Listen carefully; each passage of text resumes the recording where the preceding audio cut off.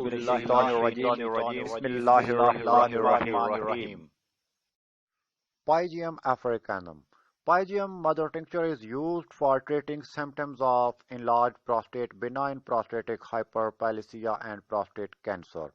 It is also used for pain caused by inflammation, kidney disease, urinary problem, malaria, stomach, fever, and to increase sexual desire. Pygeum africanum mother tincture contains triterpenes, ferulic acid, and phytosterols. Ferulic acid lower prostatic cholesterol level and phytosterol block prostaglandin synthesis, leading to reduced pain and inflammation. Triterpenes also blocks enzyme responsible for destruction of connective tissues, leading to possible improvement in symptom of an enlarged prostate.